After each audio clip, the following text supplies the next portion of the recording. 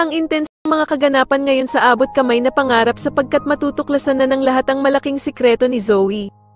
Dito nga ay matatagpuan ni Doc Luke ang DNA test sa gamit ni Zoe at ibibigay niya ito kay Doc Robert. Kaya naman ay laking gulat ni Doc Robert nang makita niya ang resulta tungkol sa kanilang dalawa ng peke niyang anak na si Zoe. Samantala ay gulat na gulat si Nurse Ningning dahil maaktuhan niyang magkausap sila Doc Carlos at Zoe at dito nga ay makikita niya pa ang gagawing pagsampal ni Doc Carlos sa kanya. Kaya naman ay agad na ikwekwento ni Nurse Ningning kay Annalyn ang nakita nito na pagsampal ni Doc Carlos kay Zoe na hindi daw nito alam kung bakit. At dito nga ay agad na pupuntahan ni Annalyn si Zoe at dito nga ay tatanungin niya ito kung bakit siya sinampal ni Doc Carlos. Subalit galit na sisigawan lamang siya ni Zoe at wala nga daw itong pakialam sa buhay niya. Samantala ay kakausapin naman ni Lynette si Diyosa tungkol sa naging pasya ni Doc Carlos na wag na lamang ituloy ang kasal nilang dalawa.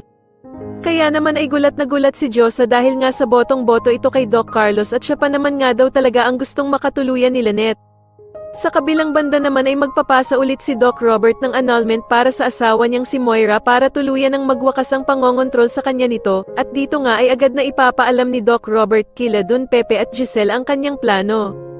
Pero tatanungin pa din ni Giselle ang kapatid niyang si Doc Robert kung sigurado na ba daw ito sa plano niya dahil nga sa na kay Moira na ang Apex at mahihirapan na daw silang mabawi ito kung annul na ang kanilang kasal.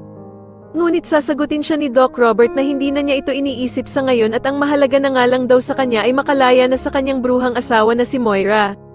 Samantala habang may hinahanap si Doc Luke ay matatagpuan niya ang DNA test sa mga gamit ni Zoe. At dito nga ay saktong makakasalubong niya si Doc Robert at ibibigay niya sa kanya ang DNA test na sobrang ikakagulat nito.